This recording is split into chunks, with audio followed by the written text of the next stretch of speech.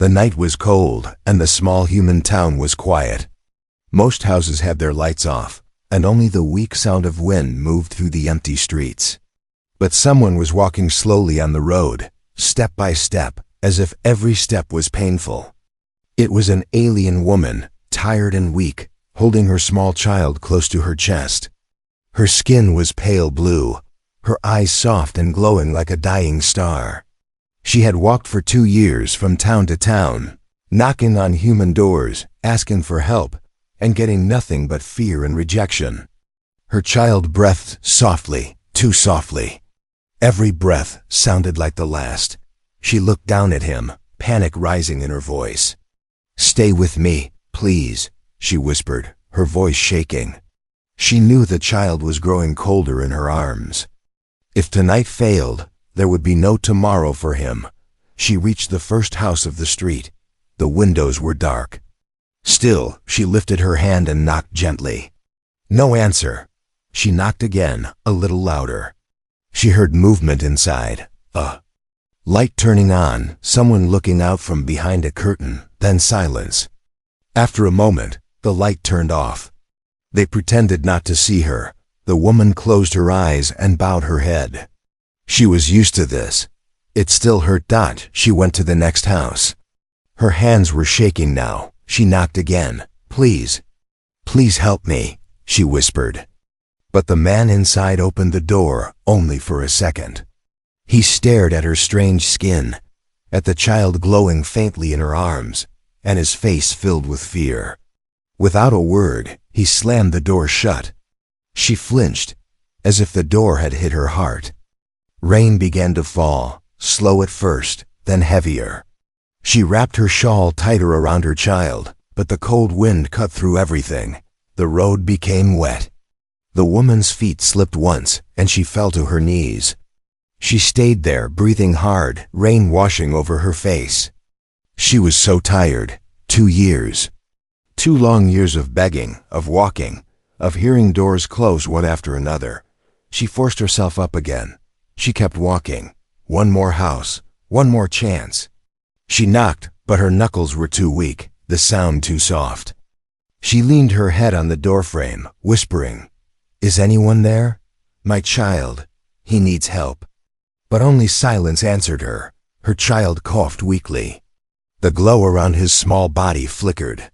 She gasped, fear hitting her like a knife. No, stay with me," she cried. She pressed him closer, trying to warm him with her own body. She knew the truth. The child was not just sick. His energy was unstable. If he lost too much strength, a dangerous burst could happen. She needed a safe place before that happened. That was why she had knocked on human doors for years. She had hoped someone would understand, someone would listen. But every door had closed. The rain grew heavier. The woman's steps slowed. Her legs trembled. She felt her strength slipping away. She whispered, "Please, someone, please." But her voice was too soft to be heard. Then suddenly, she saw a small house at the end of the street. A warm yellow light glowed from inside. Smoke rose from a chimney. It looked peaceful. Safe. She held her child tight and walked toward it. Maybe, just maybe, when she reached the door, she hesitated. Her hand shook. This could be the last door she ever knocked on. With a weak breath, she lifted her hand and knocked. For a moment, nothing happened.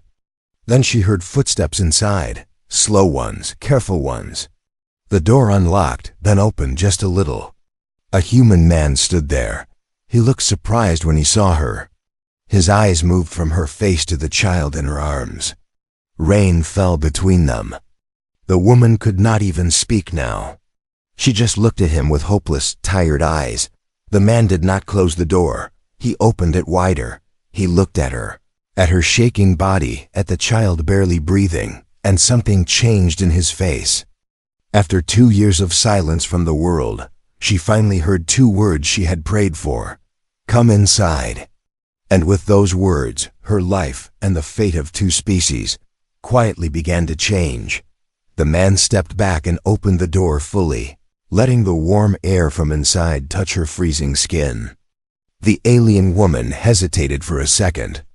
After 2 years of rejection, it felt strange to be welcomed.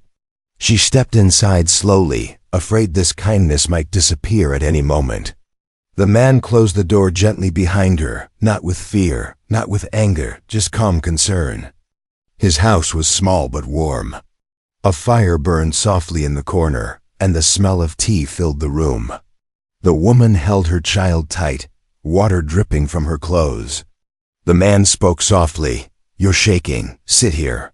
He pulled a chair closer to the fire. She sat, her body heavy with exhaustion. The child in her arms was not moving much now. His glow was fading. She brushed his cheek in fear. The man noticed this and knelt beside her. "Let me see him," he said. She pulled back instantly, clutching the child closer. "No, please, don't take him," her voice broke. She had seen humans take alien children before take them away, never return them. She could not risk that again. The man raised his hands gently. "I won't take him. I just want to help." Something in his voice steady, warm made her pause. Slowly, she loosened her grip and let him look at the child. The man touched the boy's forehead. It was burning hot. But the strange glowing marks under the skin scared him a little. He tried not to show it. "He has a high fever. He needs rest, warmth, and water," he said. The woman shook her head. "Human medicine will not help him. It only makes it worse." The man frowned. "Then what do you need?" "Tell me." Her eyes met his.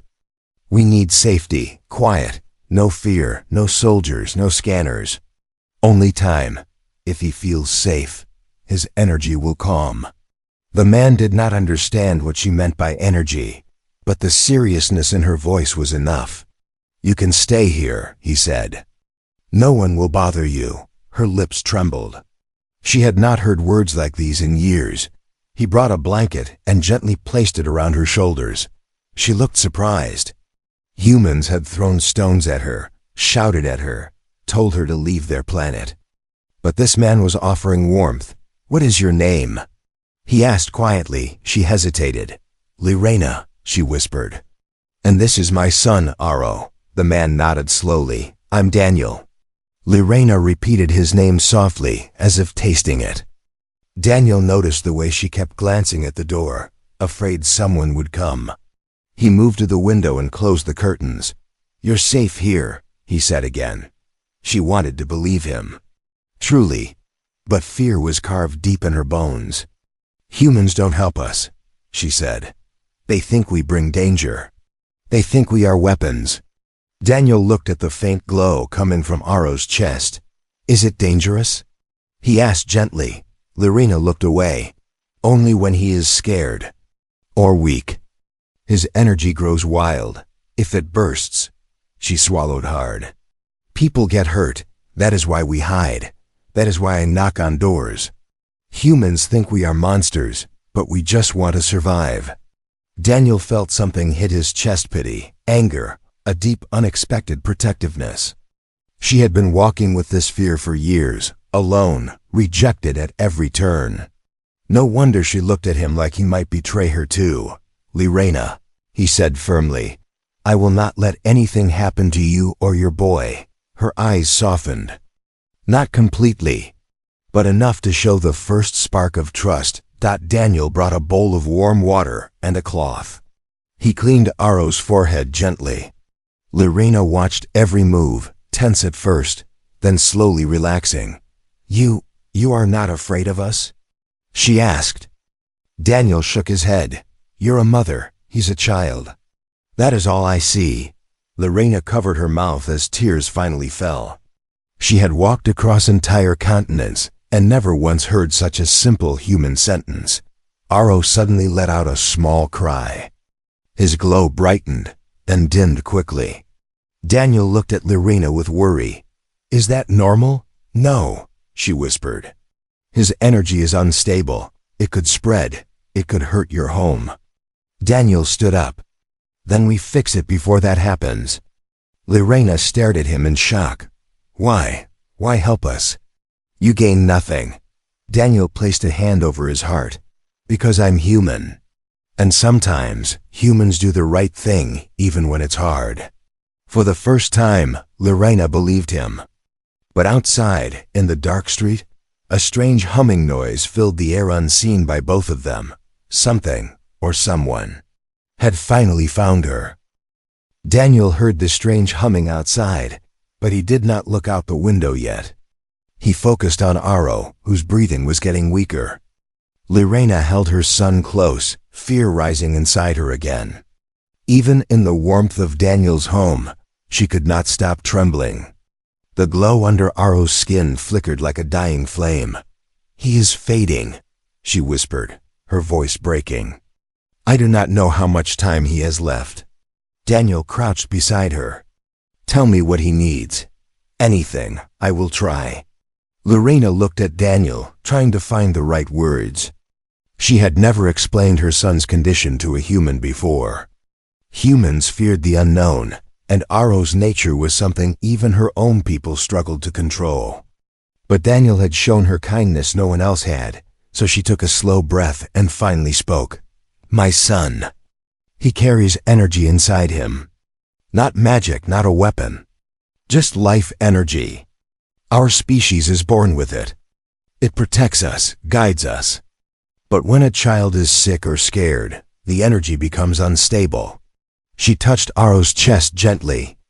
"If it becomes too wild, it will burst out." Daniel frowned. "Burst out? Like an explosion?" Lorena nodded painfully. "Yes, a powerful one. Not because he wants to. Not because he is dangerous. It is simply how our bodies react when life is slipping away." Daniel felt a cold shock run through him. He looked around his small home, wooden walls, simple furniture, old pictures on the shelves. He imagined all of it destroyed in moments. But then he looked at Aro again, a tiny innocent child fighting for his life, and his fear vanished. "You came here because you were trying to protect the humans," he said quietly. "Not harm them." Lorena nodded, tears rising. "For 2 years, I tried to warn them. I told them the truth. But every door closed. I became the danger they wanted to avoid. They never understood. I was trying to save them from the accident that could happen if I could not find a safe place."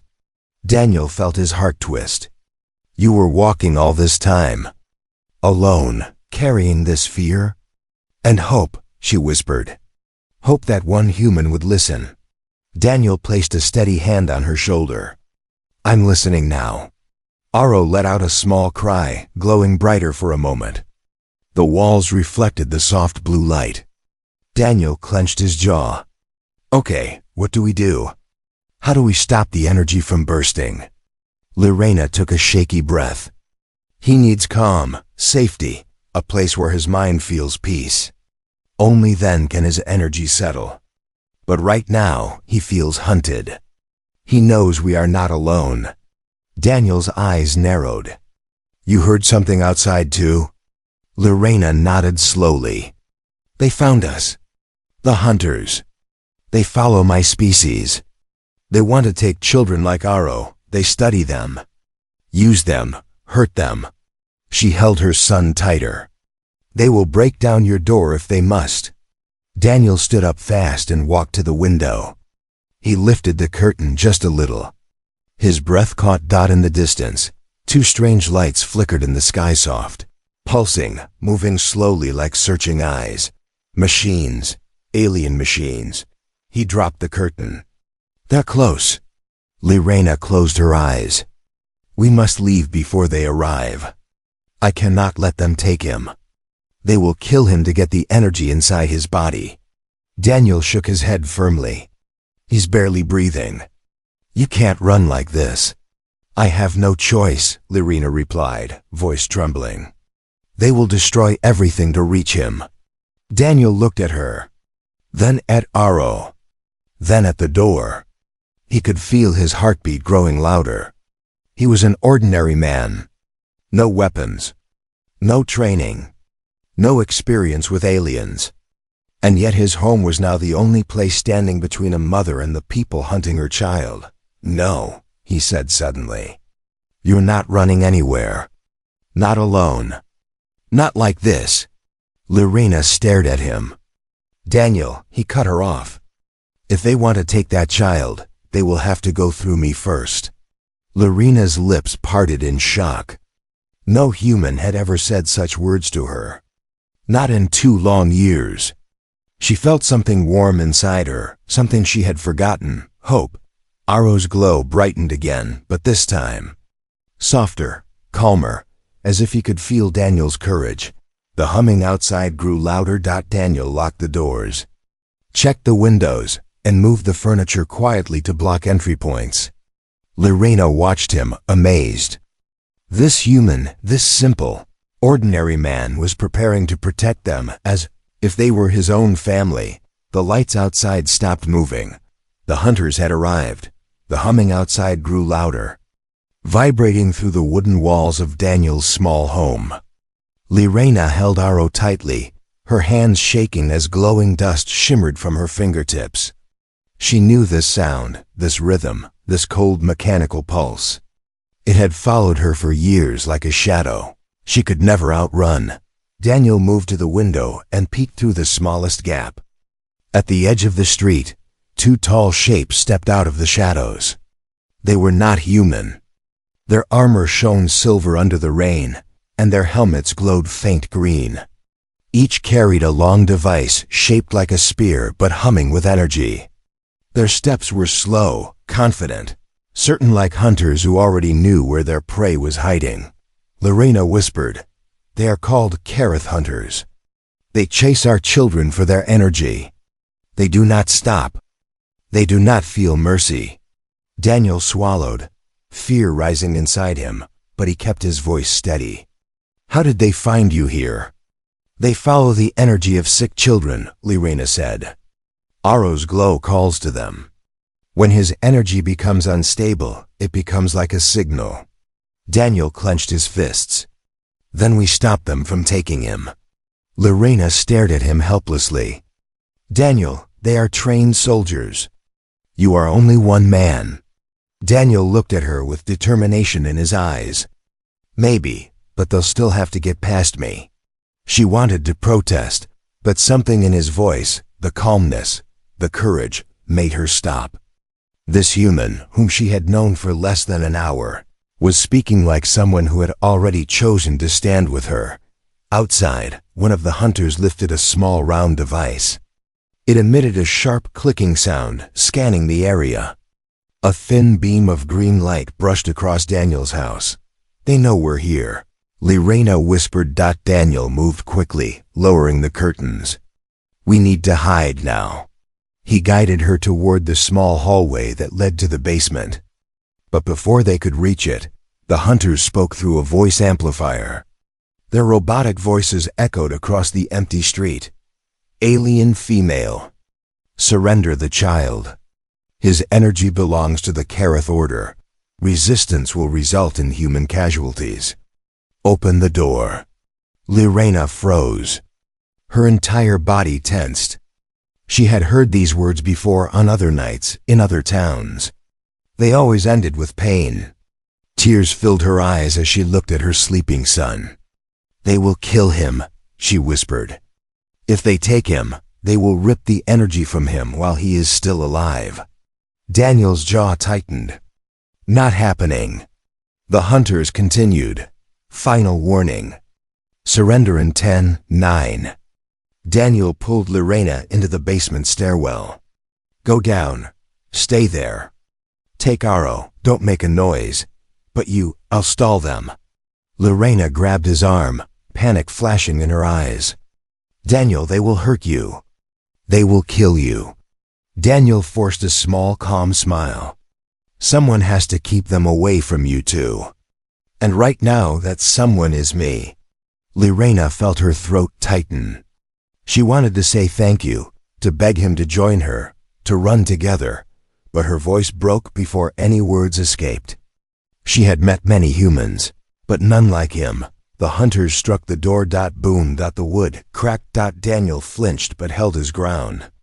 He grabbed a metal rod from the corner and positioned himself behind the table he had pushed as a barrier. 8. 7. Another strike. The hinges bent. 6. 5. Daniel breathed deeply. Okay, just stay calm. Think. He didn't have a weapon strong enough to defeat armored soldiers. But he did have something else: his house. His knowledge of every corner. Every weak floorboard. Every hiding spot. 4. Daniel shouted through the door, "You have no right to take that child." The hunters paused for a moment. 3. Then one of them replied, "The child's power is unstable. It will destroy human lives. We are here to contain the danger." Daniel's anger rose. "No, you're here to exploit him." Silence. 2. A final hit blew the door open. Rain and cold air rushed inside. The two hunters stood in the doorway, tall and metallic, green visors glowing. Daniel gripped the metal rod with shaking hands. "Step aside, human," one hunter commanded. "We will not harm you if you cooperate." "Not happening," Daniel said, his voice steady though his heart pounded. The hunters stepped inside. The wooden floor creaked under their heavy boots. One moved left, the other right. Their weapons hummed as they aimed. Daniel didn't back away. He took one step forward. Humans were not strong, like Kareth soldiers. Humans had no armor, no alien tools. But humans had something else, something simple, something powerful, the decision to protect, and Daniel had already made that decision. Down in the basement, Lorena tightened her grip around Aro, shaking as the footsteps grew louder above. Tears streamed down her face. No one had ever stood between her and danger before. But tonight, a human did, and the hunters were about to learn what that meant. Daniel stood between the hunters and the basement door, gripping the metal rod tightly. He knew he could not win in a fight, but he also knew he could not let them reach Lorena and Aro. The hunters moved slowly, confidently, scanning the room with their glowing visors. One of them stepped forward. "Human, you do not understand the risk. The child carries dangerous energy. Hand him over." Daniel's voice was firm. "His energy is unstable because he is scared, because you're hunting him. Leave this house now." The hunter tilted his head. "You protect them? Why?" Daniel said, "Because they deserve a chance to live." For the first time, the hunters paused. Not in shock, just recalculating. Then everything happened fast. One hunter fired a short blast toward Daniel.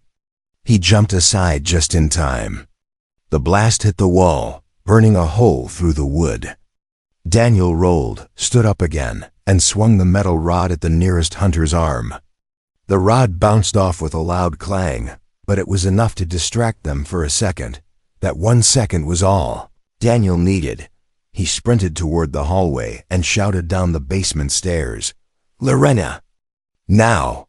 She ran up halfway, holding Aro close, her eyes wide with fear. "Daniel, what do we do?" "Follow me," he said, pulling open a narrow door beside the kitchen. Behind it was a small storage room full of old boxes and tools. Lorena stared in confusion. "There's no exit here," she whispered. Daniel pushed aside 2 large crates. Beneath them was a wooden panel. He lifted it, revealing a dark hole leading to a dirt tunnel. Lorena gasped.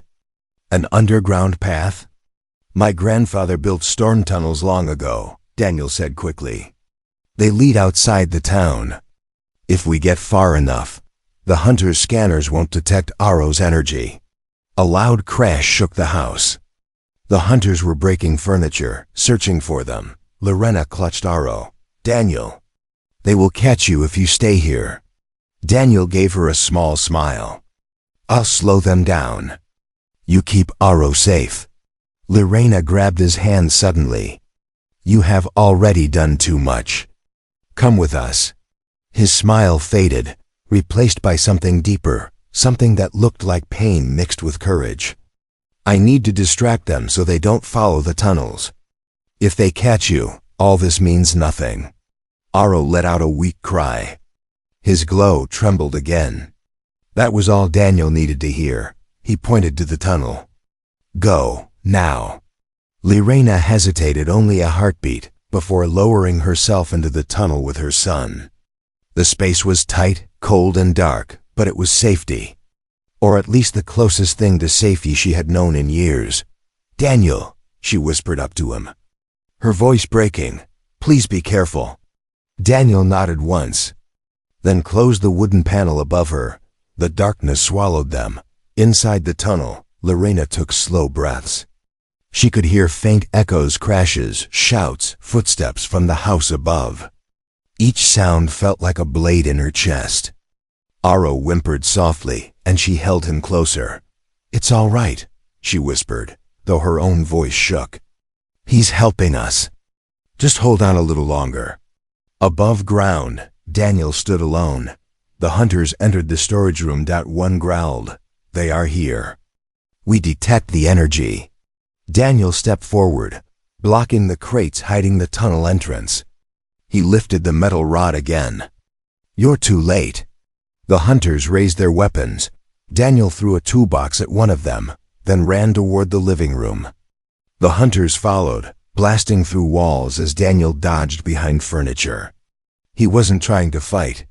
He was trying to buy seconds, just seconds long enough for Lorena and Aro to get far into the tunnels. Every second felt like a war dot in the tunnel. Lorena crawled as fast as she could, guided by the faint airflow. She whispered to Aro, "We are almost safe. Just hold on." His glow dimmed again. No, stay awake," she begged, her tears falling onto his face. "We're close." Behind her, a loud crack echoed. The hunters had found the basement stairs. Panic shot through her veins. She crawled faster. Above. Daniel heard a muffled sound, the basement door splitting open. He knew the hunters had found the tunnel entrance. "No," he whispered. "Not yet." With the last of his strength, he grabbed the heavy cabinet and pushed it down, blocking the hallway with a loud crash. Dust filled the air.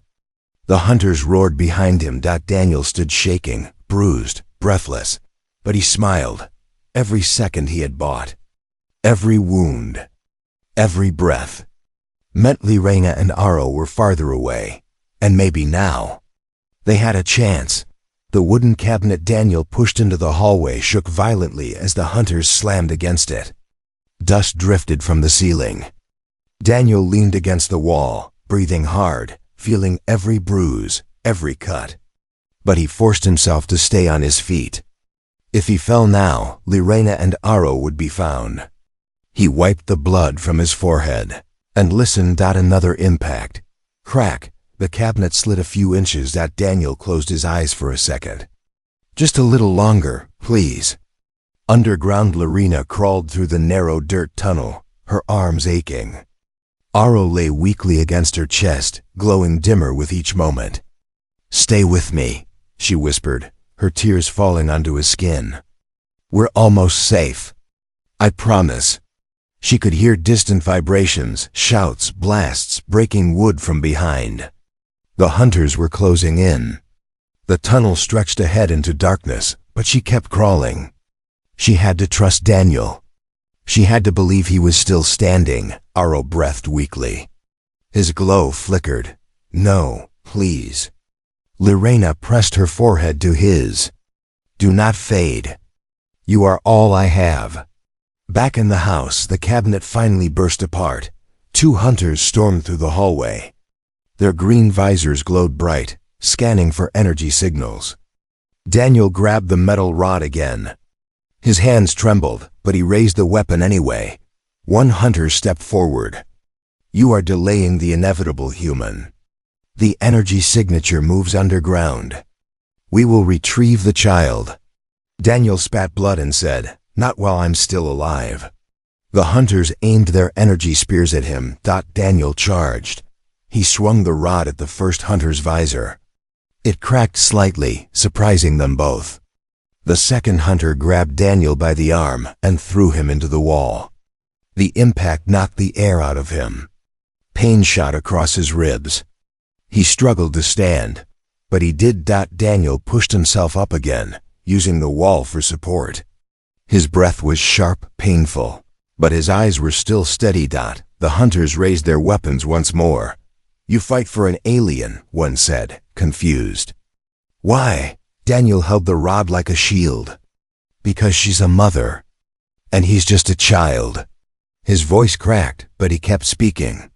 "You don't need more reasons than that." The hunters looked at each other, then fired. Daniel leapt aside as the blast struck the floor, burning through the wood. He struck one hunter's arm with the rod again, knocking the weapon aside for a moment. But the other hunter kicked him hard, sending him crashing into a table. The table broke under him. Daniel lay still. His body refused to move. He could hear ringing in his ears, feel hot blood on his cheek. He tried to lift the rod again, but his fingers slipped. One hunter stepped over him. "Your resistance ends here." In the tunnel, Irena felt Aro twitch in her arms. His glow suddenly brightened, just for a moment. Then it pulsed. Harder. Then again, she froze. This was not normal. This was not stabilizing. Aro's unstable energy was reacting to something happening above ground.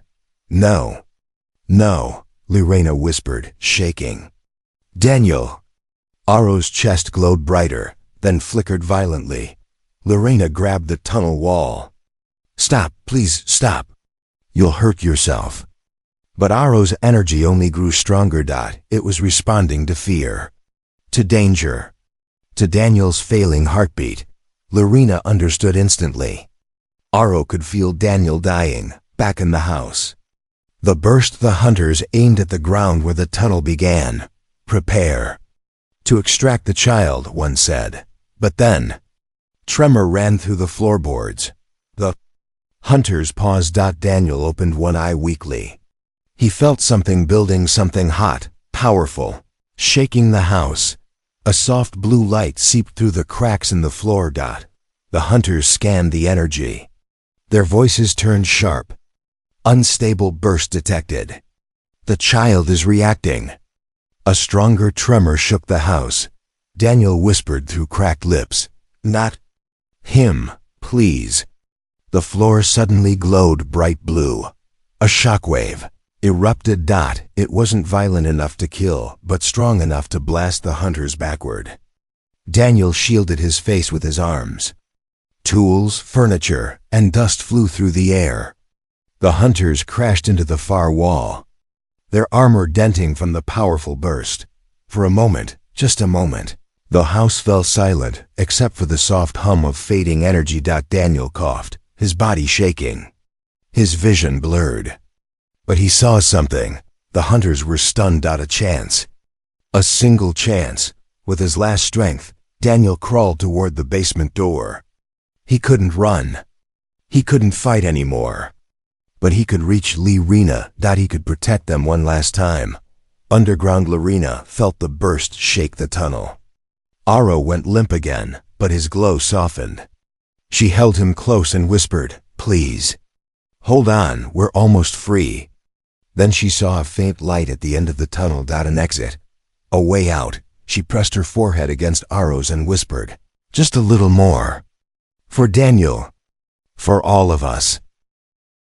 The end of the tunnel opened into an old field outside the town. The night rain had stopped, leaving the air cold, calm. Irena crawled out first, holding Aro tightly against her chest. The child was still glowing softly, but the violent pulses had finally slowed. He breathed shallowly, but he was alive. Irena looked back into the darkness of the tunnel. "Daniel," she whispered. Her voice cracked with fear. She wanted to run back to him, but if she went now, the hunters would see her. Aro needed safety first. She forced herself to keep moving forward. The field was wide and empty. Grass brushed her legs as she hurried toward the old stone shed at the far end. The place Daniel had told her about when they first talked in the kitchen. If anything goes wrong, he had said, use the shed. No one goes there anymore. Lorena pushed the door open with her shoulder and slipped inside. The shed was small, dusty, but quiet. She placed Aro on a pile of old cloths and checked his breathing again. You are safe now, she whispered. Please stay with me. Aro's glow dimmed, then steadied. Not bright, not healthy yet, but calm, safe enough. Lorena sat beside him, trembling. Every sound outside made her heart stop. She listened for footsteps, for machines, for hunters. But the night remained still. Minutes passed. Long, painful minutes. Then she heard something else. Coughing, dragging footsteps. A familiar voice whispering her name. Her breath caught. Daniel? She rushed outside. In the moonlight, Daniel appeared at the edge of the field, stumbling, bruised, barely able to stay upright. His clothes were torn, his face covered in dirt and blood. But his eyes were still open, still fighting. Lorena ran to him. He fell to his knees before she reached him. But she caught him, pulling his weight onto her shoulder. He smiled weakly. You made it. Tears filled her eyes. Daniel, you should have stayed hidden. You are hurt so badly. He shook his head slowly. I had to see if you were safe. She helped him walk toward the shed. Inside, Daniel saw Aro lying quietly on the cloths. The glow around the child pulsed softly, like a resting heartbeat. Daniel let out a broken laugh. He's okay. Lorena wiped her tears with a shaking hand. Because of you. Daniel sat down against the wall and closed his eyes, exhausted but relieved. Lorena knelt in front of him, holding his face gently. Her voice softened. No human has ever protected us like you did. You risked everything. Daniel opened his eyes slowly. It was the right thing to do. Lorena swallowed, emotion rising like a wave she could not control. My people will never forget this. We will tell your name to every child, every family, every traveler who fears humans. We will tell them about Daniel, the human who opened his door. And his heart. He smiled faintly. Feels strange. Being a story. She shook her head. Not a story. A lesson. Humans can be dangerous, yes. But sometimes the danger comes from their kindness. From their courage. Footsteps suddenly echoed outside the shed. Lorena froze. Daniel forced himself upright, ignoring the pain. But the footsteps were soft. Not metallic like the hunters. 3 figures appeared at the door, tall, thin, with soft glowing markings on their skin. Aliens. Lorena gasped in shock. Her people. A woman at the front stepped forward. We followed the burst of energy. We feared you were gone. She saw Daniel beside her and blinked in surprise. A human? Lorena nodded, tears still falling. He saved us. The aliens looked at Daniel with confusion. Then respect. The woman bowed her head slightly. Human Daniel. Your bravery protected one of our children. That act is sacred among us. You have earned a place of honor in our memory. Daniel looked embarrassed, almost shy. I just did what anyone should do. The alien leader shook her head. No, you did what almost no one would. 2 of the aliens lifted Aro gently, checking his energy patterns with a soft touch. He will survive, one said. He only needs rest and warmth.